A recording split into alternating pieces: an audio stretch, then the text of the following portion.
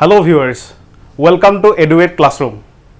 So তোমালোকৰ সাগে class 10 or class বোৰ start হৈ গল তোমালোকৰ কাৰবাৰ এটা বা দুটা চেপ্টাৰো খতম হৈছে সাগে স্কুলত ঠিক আছে আৰু আমি ৰিসেন্টলি Seba এটা নোটিফিকেশন দিছে যে কম্পাৰ্টমেন্টাল এক্সামিনেশন কন্ডাক্ট কৰিব আৰু কম্পাৰ্টমেন্টাল এক্সামিনেশনত যি সকলৰ জবাৰ বেয়া হৈছে তেওঁলোকৰ কাৰণে এটা গোল্ডেন চান্স হয় এটা সোণালী সুযোগ যে তোমালোকে একেবাৰে সহজ কোৱেশ্চন কেইটামান আহিব আৰু সেই কোৱেশ্চন কেইটা এমসিকিউ আকাৰে আমি কেনেদৰে টেকল কৰিব পাৰো ঠিক আছে এমসিকিউ যদি আমি ফুল মাৰ্কস যদি লৈ লব পাৰো তোমালোকৰ অলমোস্ট এক্সামিনেশনটো ভাল হ'ল বুলি তোমালোকে ধৰি লব পাৰিবা ঠিক আছে আৰু যি সকলৰ ইউনিট টেষ্ট আহি আছে ক্লাস 10 ৰ ইউনিট টেষ্ট মানে ফাৰ্স্ট ইউনিট টেষ্টৰ পৰাই আমি এক্সামিনেশনটো ভাল কৰিব লাগিব এতিয়াৰ পৰা কনসেপচুৱেলি বস্তুবোৰ যদি ভালদৰে পঢ়ি যাও তেতিয়ালে আমাৰ মেট্ৰিকৰ কাৰণে কোনো টেনচন নাই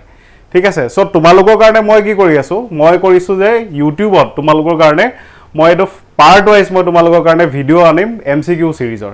এভৰি চেপ্টাৰ মই ভিডিও লৈ আহিম গোটে ইয়াৰ লং সো তোমালোকে এই ভিডিওছবোৰ চাই থাকিবা আৰু যদি কিবা ডাউট হয় কমেন্ট সেকশনত কমেন্ট কৰিব পাৰা সো আজিৰ ভিডিওটোত মই কি কৰিছো তোমালোকৰ কাৰণে 20 most important question from the chapter Partition of Bengal যেটো হিষ্ট্ৰীৰ প্ৰথম চেপ্টাৰ হয় Partition of Bengalৰ পৰা আমি কেইটামান 20টা ইম্পৰ্টেন্ট কোৱেশ্চন তাৰ পৰা কমন আহা একদম 100% সিওৰ ইয়াৰ বাহিৰত এমসিকিউ কিন্তু আহিব নোৱাৰে ঠিক আছে এডু বস্তু মই এসুৰেন্স দিছো যে এই 20টা কোৱেশ্চন যদি তোমালোকে কৰি দিও তোমালোকৰ কম্পাৰ্টমেন্টাল এক্সাম হওক বা তোমালোকৰ আহিবলগীয়া ইউনিট টেষ্ট এক্সাম হওক 100% ইয়াৰ পৰা কিন্তু কোৱেশ্চন আহিব ঠিক আছে সো আজি ভিডিওটো মই স্টাৰ্ট কৰো তোমালোকে ভালকে মন দি শুনিবা আৰু কোৱেশ্চনবোৰ পাৰিলে নোট কৰি যাবা আৰু তোমালোকৰ হেখৰ ফালে মই এটা কোৱেশ্চন এৰিম তোমালোকৰ কাৰণে তোমালোকে সেই আনসাৰটো কৰিব কাৰণে কমেন্ট সেকশনত কমেন্ট কৰিব পাৰা ঠিক আছে so let's start with the first question okay so first question কি কৈছে first questionত কৈছে যে what administrative change was made under the regulating act of 1773 so sir আমি regulating act of 1773 আমি তো পঢ়িছো regulating act of 1773 sir এটো জানো regulating act of 1773 ইয়াত administrative change কি হৈছে বুলি সুধিছে তো ইয়াত administrative change কি হৈছিল যে এডমিনিষ্ট্ৰেটিভ চেঞ্জ হৈছিল যে স্যাৰ যিজন বেংগলৰ গভৰ্ণৰ আছিল সেই গভৰ্ণৰ পোষ্টটো কি হলে চেঞ্জ কৰি দিয়া হল গভৰ্ণৰ জেনাৰেল অফ বেংগল বুলি কোৱা হল এতিয়া ঠিক আছে governor of Bengal was elevated to the post off governor general মানে এলিভেটেড মানে কি তেওঁ ৰেংকটো অলপমান বঢ়াই দিয়া হল ঠিক আছে ওকে বুজি পালো স্যাৰ এতিয়া কোৱেশ্চন নম্বৰ 2 টু চাওচোন কি আছে ইয়াত কোৱেশ্চন নম্বৰ 2 ত কৈছে যে according to the Allahabad treaty কেতিয়া হৈছিল এই দুই ইয়াৰটো মনত ৰাখিবা 1765 ত হৈছিল which region came under the political authority of the East India Company political authority under কোনটো region আহিলে বুলি কৈছে মই আমাৰ ক্লাছৰুমত কিছুমান সৰু টেকনিক শিকাইছো বস্তুবোৰ কেনেকৈ মনত ৰাখাব লাগে মোৰ যদি কোনবা ক্লাছৰুমৰ ষ্টুডেন্টে চাই আছে ইয়াৰ আনসাৰটো তোমালোকে সহজে দিছা কাৰণ ইয়াৰ আনসাৰটো হ'ব option B Bihar Orissa and Bengal মই কেনেকৈ মনত ৰাখাব কৈছিলো যে পলিটিক্যাল অথৰিটি আলাহাবাদ ট্ৰিটিৰ পৰা যেটো হ'ব হেতু হ'ব বিওবি বুলি মই ৰাখিব কৈছিলো বব ঠিক আছে বিহাৰ উৰিষ্যা এণ্ড বেংগল ঠিক আছে ইজি হয় ওকে এতিয়া নেক্সট কোৱেশ্চনটো আমি মুভ কৰো কোৱেশ্চন নম্বৰ 3 তো কোৱেশ্চন নম্বৰ 3 ত গিছে যে এলাহাবাদ ট্ৰিটিৰ ওপৰত আহিছে দু কোৱেশ্চন যে Allahabad treaty of 1765 was signed between এইটো এটা ইম্পৰ্টেন্ট কোৱেশ্চন এইটো এক্সামিনেশন পইণ্ট অফ ভিউৰ পৰা এটা ষ্টাৰ কোৱেশ্চন ঠিক আছে সো এই কোৱেশ্চনটোত খুদিছে যে কাৰ মাজত এলাহাবাদ ট্ৰিটিটো সাইন কৰা হৈছিল সো ইয়াৰ আনসাৰটো কি হ'ব ইয়াৰ আনসাৰটো একেবাৰে সিম্পল শাহ আলম আৰু ৰবাৰ্ট ক্লাইভৰ মাজত হ'ব ঠিক আছে এলাহাবাদ ট্ৰিটি শাহ আলম আৰু ৰবাৰ্ট ক্লাইভ আছিল ব্ৰিটিছৰ ইষ্ট ইণ্ডিয়া কোম্পানীৰ এটা মোস্ট ইম্পৰ্টেন্ট ক্যাৰেক্টাৰ মনত ৰাখিবা ৰবাৰ্ট ক্লাইভ আছিল এটা হিৰো ঠিক আছে ইষ্ট ইণ্ডিয়া কোম্পানীৰ হিৰো আছিল যিমান ট্ৰিটি সাইন হৈছিল হেতু টাইমত Battle of Palasier পৰা স্টাৰ্ট কৰি এলাহাবাদ ট্ৰিটি যিমান যি হৈছিল এই ৰবাৰ্ট ক্লাইভৰ দিনতে হৈছিল ঠিক আছে he was the Diwan of the East India Company বুলি আমি ক'ব পাৰো ওকে বুজি পালো শাহ আলম আৰু ৰবাৰ্ট ক্লাইভ ওকে এটা নেক্সট কোৱেশ্চনটো চাওচোন নেক্সট কোৱেশ্চনটো সুধিছে যে in which date was the state of Assam created by separating a vast area of East Bengal ইয়াত সুধিলে যে ইষ্ট বেংগলৰ ভাষ্ট এৰিয়া এটা সেপাৰেট কৰি কোনখন স্টেট ক্ৰিয়েট কৰা হল বা স্টেট অফ আসাম কেতিয়া ক্ৰিয়েট কৰা হল স্টেট অফ আসাম আমি অসমৰ যেহেতু হয় সো এই কোৱেশ্চনটো ইম্পৰ্টেন্ট হৈ যায় স্যাৰ এই কোৱেশ্চনটো ইম্পৰ্টেন্ট হৈ যায় বহুত অসমখন কেতিয়া যে স্টেট ক্ৰিয়েট হৈছিল 7th of February 1874 7 February 1874 অসমৰ এজ এ স্টেট ক্ৰিয়েট হৈছিল স্যাৰ আজিৰ ডেটত তো আমাৰ ক্যাপিটাল হৈ গল দিছপুৰ হেতু সময়ত স্যাৰ ক্যাপিটাল কি আছিল যেতিয়া ক্ৰিয়েট হৈছিল তেতিয়া কেপিটেল আছিল শিলং ঠিক আছে তো যেতিয়া অসমখন এজ এ ষ্টেট ক্ৰিয়েট কৰা হৈছিল তেতিয়া কেপিটেল কি আছিল কেপিটেল আছিল শিলং ঠিক আছে ওকে বুজি পাই আছো okay next question number 5 question number 5 ত খুদিছে যে অসমখন যে ক্ৰিয়েট কৰা হল এই ব্ৰহ্মপুত্ৰ ভেলি মানে আমি ব্ৰহ্মপুত্ৰ ভেলি মানে কি হয় আমাৰ অসমৰ যিখন মেপ আছে স্যাৰ অসমৰ মেপখনৰ এইখন ব্ৰহ্মপুত্ৰ ৰিভাৰ হয় স্যাৰ এইখন ব্ৰহ্মপুত্ৰ এই ব্ৰহ্মপুত্ৰ ভেলিৰ ওচৰৰ পাজৰে যিখিনি ডিস্ট্ৰিক্ট আছিল জেগা আছিল হেগিটাকে কি বুলি কয় ব্ৰহ্মপুত্ৰ ভেলি বুলি কোৱা হয় এই ব্ৰহ্মপুত্ৰ ভেলি কোন কেখন ডিস্ট্ৰিক্ট লৈ পিনি আমাৰ Assam as a state create কৰা হৈছিল স্যাৰ অসমখন ক্ৰিয়েট কৰা হৈছিল 1874 ত কেখন ডিস্ট্ৰিক্ট লৈ পিনি ক্ৰিয়েট কৰা হৈছিল তোমালোকে ইয়াতে কোৱেশ্চনটোত মই কৈ দিছো অসম যেতিয়া ক্ৰিয়েট কৰা হৈছিল ছখন ডিস্ট্ৰিক্ট লৈ পিনি ক্ৰিয়েট কৰা হৈছিল 6 ডিস্ট্ৰিক্ট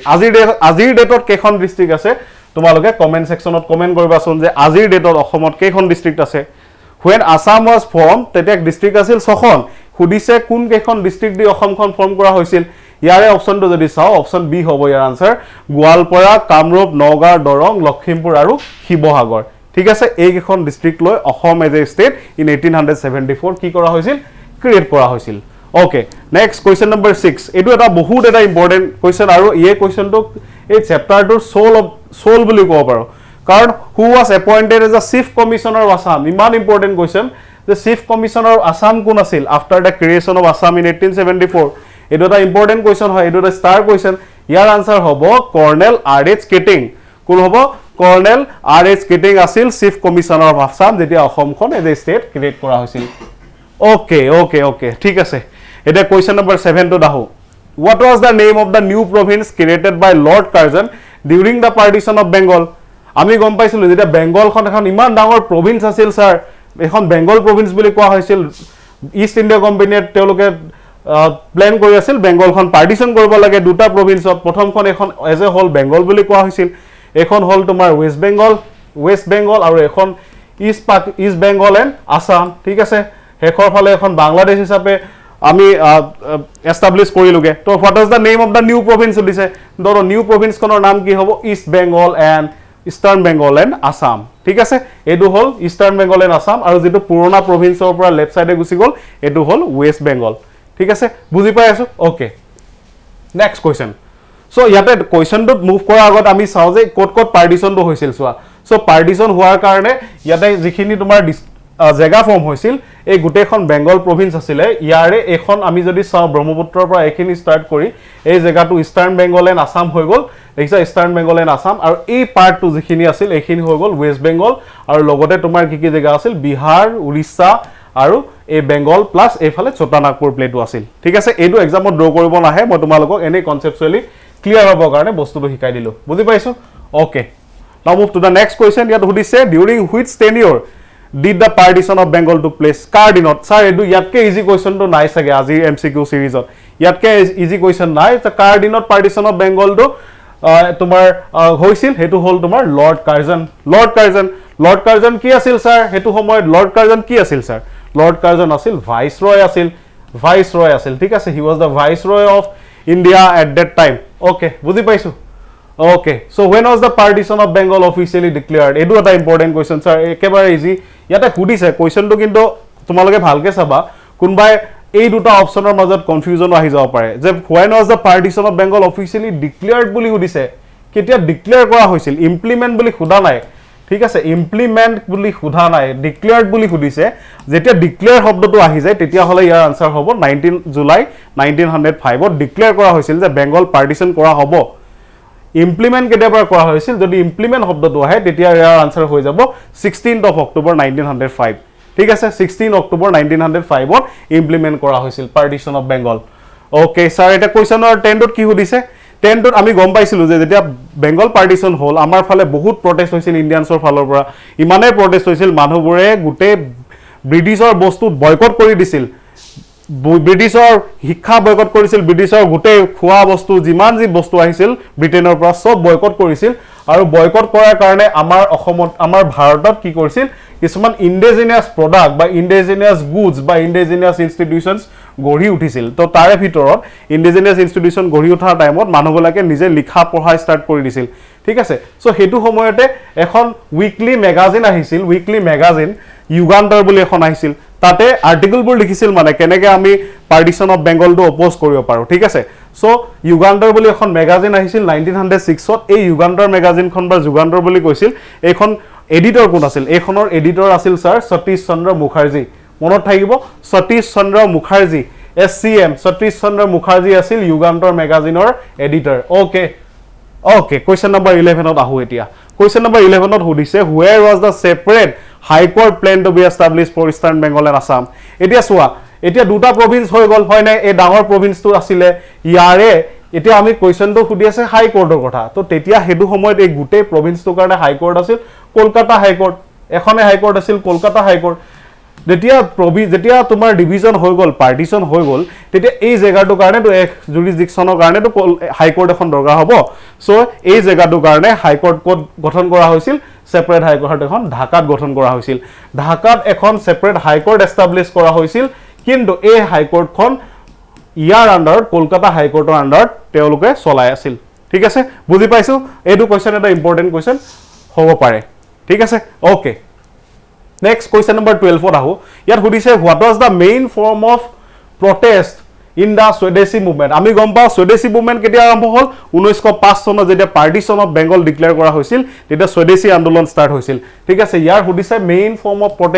প্ৰটেষ্টটো কেনেকুৱা ধৰণৰ আছিল মই আগতেই কৈছো ইয়াৰ আগত যে ব্ৰিটিছৰ গুটেই ফৰেন গুডছবোৰ বয়কট কৰিছিল মানুহবিলাকে আৰু promotion of indigenous products sir indigenous products মানে কি হয় ইন্ডিজিনাস প্ৰডাক্ট মানে হয় যেটো আমাৰ ভাৰততে ইন্ডিয়ান মানুহে যিবোৰ প্ৰডাক্ট প্ৰডিউস কৰে বা বনায় ঠিক আছে বা সাৰ্ভিস দিয়ে that is called indigenous product clear okay এটা কোৱেশ্চন নম্বৰ 13 টো দাহু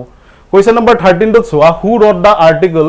বংগৰ সৰ্বনাশ পাবলিশ ইন দা জাৰ্নেল সঞ্জীৱনী বুলি এখন জাৰ্নেল আছিল বহুত ইম্পৰ্টেন্ট জাৰ্নেল আছিল তাত আৰ্টিকলবোৰ আহিছিল স্বদেশী মুভমেন্টৰ এই তাতে এটা আৰ্টিকল আহিছিল বংগৰ সৰ্বনাশ বুলি সেই বংগৰ সৰ্বনাশ আৰ্টিকলটো কোনে পাবলিশ কৰিছিল কোনে লিখিছিল এটো হল কৃষ্ণ কুমাৰ মিত্ৰই লিখিছিল কোনে লিখিছিল স্যাৰ কৃষ্ণ কুমাৰ মিত্ৰ ঠিক আছে মনত থাকিব কৃষ্ণ কুমাৰ মিত্ৰ নেক্সট কোৱেশ্চনত আহি যোৱা নেক্সট কোৱেশ্চন নম্বৰ 14 এতিয়া স্বদেশী মুভমেন্ট চলি আছে স্বদেশী মুভমেন্টত যেতিয়া স্টাৰ্ট হৈছিল তেতিয়া ৰবীন্দ্ৰনাথ ঠাকুৰহত আছিল তেওঁলোকে আমাৰ জিমান ইন্ডিয়ানছ হৈছিল সকলোকে অনুৰোধ কৰিছিল যে এভৰি সেকশন অফ পিপলস সকলোৱে আহক আৰু এই প্ৰটেষ্টত সকলোৱে আমাক সাপোৰ্ট কৰক তো তাৰ ভিতৰত অকল ডাঙৰ সিনিয়ৰ সিটিজেন্স বোৰ আহিছিল নেকি স্যাৰ সিনিয়ৰ সিটিজেন্স বোৰে কলা হাল আছিল ইয়াত আহিছিল ষ্টুডেন্টস বোৰ জয়েন কৰিছিল the students also join school college বাদ দি দিছিল so তেনেকে ষ্টুডেন্টস যদি আমি চাও which college students for the first stage walk out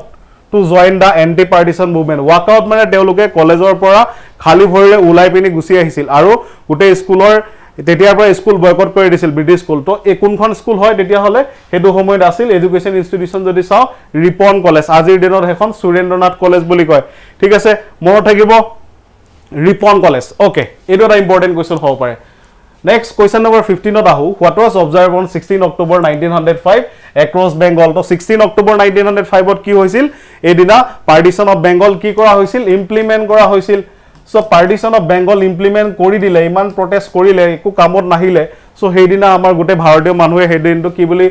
তেওঁলোকে মনাইছিল নেশনাল মৰ্নিং ডে মানে নেশনাল মৰ্নিং ডে মানে কি হয় দুখ প্ৰকাশ কৰিছিল সকলোৰে ঘৰত সাকি বন্দি জ্বলা নাছিল গুটে কলকাতাত গুটে বেংগল প্ৰভিন্সত কি হৈছিল কোনো খানা বনোৱা নাছিল আৰু সকলোৱে মৌন ব্ৰত পালন কৰিছিল আৰু দুখ প্ৰকাশ কৰিছিল ঠিক আছে এটো বস্তু মনত থাকিব ওকে আৰু এটা বস্তু হৈছিল যে ৰবীন্দ্ৰনাথ ঠাকুৰতে কি কৰিছিল এই স্বদেশী মুভমেন্টক protest as a partition of Bengal protest কৰিবলৈ আৰু বেংগলত ইউনিটি বজাই ৰাখিবৰ কাৰণে তেওঁলোকে কি কৰিছিল ৰক্ষা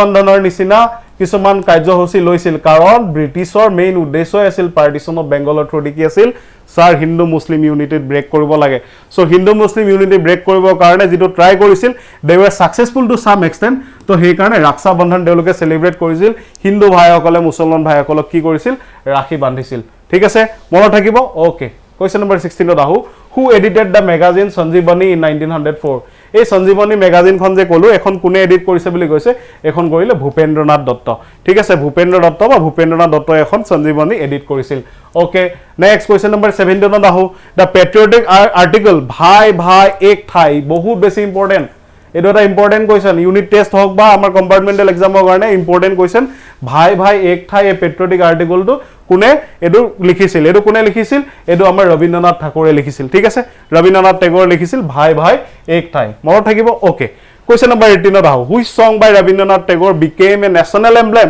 বা national anthem of independent Bangladesh যেতিয়া বাংলাদেশ ইণ্ডিপেণ্ডেণ্ট হ'ল তেওঁলোকৰ নেশ্যনেল এন্থেম হিচাপে এইটো সং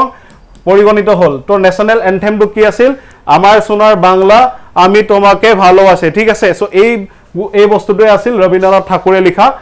এটো ফাইনালি গৈ বাংলাদেশৰ নেশ্যনেল এন্থেম হৈ গল আৰু এটা ইম্পৰ্টেন্ট কোৱেশ্চন দেই এটো এটা ইম্পৰ্টেন্ট কোৱেশ্চন কাৰণ ডন সোসাইটি বুলি এটা সোসাইটি ফৰ্ম কৰিছিল সেই ডন সোসাইটি এখন ম্যাগাজিন এডিট কৰিছিল সেই ম্যাগাজিনখন কোনে এডিট কৰিছিল এখন এডিট কৰিছিল সতীশ চন্দ্ৰ মুখাৰ্জীয়ে কৰিছিল সতীশ চন্দ্ৰ মুখাৰ্জীয়ে দা ডন ম্যাগাজিনখন এডিট কৰিছিল ঠিক আছে ওকে স্যাৰ এতিয়া আমি হেখৰটো কোৱেশ্চনৰ ফালে গৈ আছো হেখৰটো কোৱেশ্চন কি আছে सबसे इंपोर्टेंट क्वेश्चन আজি হেৰিটোৰ এই যে which female oriented magazine was published in 1906 এই ফিমেল ওৰিয়েন্টেড আজি ডেটত আমি কি শুনা পাও আজি ডেটত আমি ইমানেই শুনা পাও যে স্যাৰ উইমেন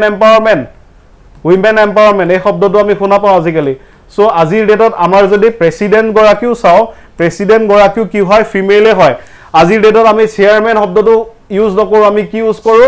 আমি চেয়াৰম্যান ইউজ নকৰো চেয়াৰম্যান ইউজৰ জায়গাত আমি কি কৰো চেয়াৰ পাৰসন ইউজ কৰো কিয় কাৰণ আমি ইকুৱেলিটি দেখাব বিচাৰি আছো ঠিক আছে হেতু কাৰণে এই কোৱেশ্চনটো from that point of view important হ'ব পাৰে যে ফিমেল ওৰিয়েন্টেড ম্যাগাজিনখন কোনে পাবলিশ কৰিছিল বা কোনে এটো পাবলিশ কৰিছিল 1906 ত এই কোৱেশ্চনটো তোমালোকে কমেন্ট সেকশনত কমেন্ট কৰিবা যে স্যাৰ ইয়াৰ আনসাৰটো এ হ'বনে বি হ'বনে সি হ'বনে ডি হ'ব ঠিক আছে সো আজিৰ মোৰ এমসিকিউ সিৰিজত ইমানেই আছিল তোমালোকৰ কাৰণে আৰু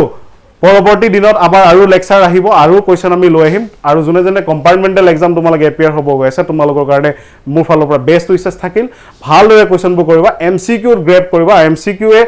100% কৰিব চাবা যাতে তোমালোকৰ ফাইনালি ৰিজাল্টটো ভাল হয় আৰু ইউনিট টেষ্ট যাৰ আহি আছে তোমালোকে চেপ্টাৰটো ভালকে পঢ়িবা আৰু এইকিটা ভালদৰে চাবা ঠিক আছে so that's all for today thanks for joining me thank you এভৰিওয়ান